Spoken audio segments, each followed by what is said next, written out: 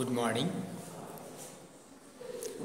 आज हम लोग पढ़ेंगे क्लास 6 का लेसन नंबर 11 बूंद। यहाँ कवि अयोध्या सिंह उपाध्याय हरिऔध बताना चाह रहे हैं कि हमारा जो मन होता है वह कुछ न कुछ सोचते रहता है, विचार करते रहता है। बिना विचार किए वह कभी स्थिर नहीं रह सकता। मन बिना सोचे कभी रह नहीं सकता। वह जागते समय भी सोचते रहता है और जब हम सो जाते हैं तब भी सोचते रहता है। जब हम सो जाते हैं तब शायद उसे सपना कहा जाता है, ड्रीम्स, और जब हम जागे हुए रहते हैं तब सोचता है तो उसे हम ख्वाब या कल्पना कह सकते हैं, इमेजिनेशन। यहाँ अयोध्या सिंह उपाध्याय हरिऔध जी बताना चाह रहे हैं कि मन का कार्य है अच्छे बुरे परिणामों के बारे में सोचना। मन सोचेगा ही, आप उसे रोक नहीं सकते, उसे समझा सकते हो, उसे हर सवालों के जवाब तरह तरह से दे सकते हो, लेकिन वह सोचना कभी बंद नहीं करता।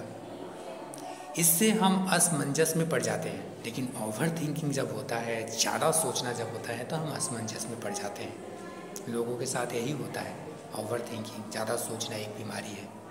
हमें ज़्यादा नहीं सोचना है, अपना कार्य करना है। मन सोच रहा है फिर भी अपना कार्य करना है, व्यस्त रहना है। जो व्यस्त रहते हैं, रात को क्या सपना देखा उन्हें याद नहीं रहता। सपना तो हर कोई देखता है। प्रस्तुत कविता हमें अच्छे काम के बारे में सोचने की प्रेरणा देती है। तो यह कविता हमें यह बताना चाह रहा है कि हमें हमेशा पॉजिटिव सोचना है, सकारात्मक सोचना है, अच्छा सोचना है, और जो भी मन में आता है तो उसमें हम फंस नहीं जाना है। यदि कभी बुरे ख्याल आ भी जाते हैं तो शांत रहना है, चंचल नहीं बनना है, और स्थिर होकर हमें अपना कार्य करना है, ईमानदार रहना है, मेहनत करना है, अपने कर्म पर विश्वास करना है। तो देखते हैं बूंद के बारे में अयोध्या सिंह उपाध्याय हरिऔध जी ने क्या कहा। बूंद। ज्यों निकल कर बादलों की गोद से थी अभी एक बूंद कुछ आगे बढ़ी, सोचने फिर यही जी में लगी, आह क्यों घर छोड़कर मैं यूं कड़ी। देखे मेरे भाग्य में है क्या बदा, मैं बचूंगी या मिलूंगी धूल में, या जलूंगी गिर अंगारे पर किसी, चू पड़ूंगी या कमल के फूल में।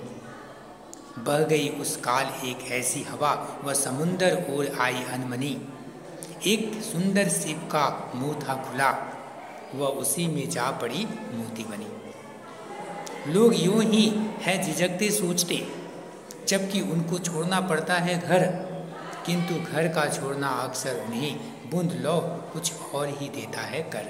कितना सुंदर कविता है। यहाँ बताया गया है, ज्यों निकलकर बादलों की गोद से थी अभी एक बूंद कुछ आगे बढ़ी। जैसे ही बूंद बादल से नीचे की तरफ गिरने लगता है, आगे बढ़ने लगता है, सोचने फिर यही जी में लगी, आह क्यों घर छोड़कर मैं यूँ खड़ी। पता नहीं क्यों मैं घर से निकल पड़ी हूँ और कहाँ जाकर गिरूंगी, क्या होगा मेरे साथ। देखिए मेरे भाग्य में है क्या बदा, मैं बचूंगी या मिलूंगी धूल में। देखते हैं क्या होता है, मैं बच जाऊंगी या धूल में मिल जाऊंगी, नहीं पता। वो नेगेटिव सोच रही है, लेकिन नहीं सोचना चाहिए था, लेकिन सोच तो रही है। मन का काम है सोचना। या जलूंगी गिर अंगारे पर किसी, चू पड़ूंगी या कमल के फूल में।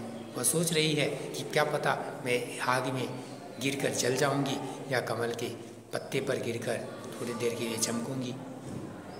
बह गई उस काल एक ऐसी हवा, वह समुंदर और आई अनमनी। तभी अचानक हवा बहने लगा और वह समुंदर की तरफ जाने लगी हवा की जोर से। एक सुंदर शिप का मुंह था खुला, वह उसी में जा पड़ी मोती बनी। और अचानक वह सागर के किनारे जो शिप होते हैं उसका मुंह खुला हुआ था, उसमें जाकर वह गिर गई, उसके मुंह के अंदर जाकर गिरी और मोती बन गई। देखो उसका किस्मत कितना सुंदर बन गया। तो हम यूं ही सोचते रहते हैं, झिझकते रहते हैं, संकोच करते रहते हैं। तो हमें नहीं सोचना है क्या होगा क्या नहीं होगा, नहीं, बस अपना कर्म करना है, ईमानदार रहना है, मेहनत करना है, जो होगा अच्छा ही होगा। बूंद के साथ भी अच्छा ही हुआ, मोती बन गई। लोग यूं ही है झिझकते सोचते, जबकि उनको छोड़ना पड़ता है घर। यह बस सच है। आगे बढ़ने के लिए हमें एक कदम को छोड़ना पड़ता है, घर को छोड़ना पड़ेगा, तभी हम कुछ न कुछ कर पाएंगे। किंतु घर का छोड़ना अक्सर उन्हें बूंद लो कुछ और ही देता है कर। और घर छोड़ने के बाद परिवर्तन तो निश्चित है। संसार का परिवर्तन निश्चित है, कुछ न कुछ होगा ही, अच्छा ही होगा, यह सोचना है। Thank you.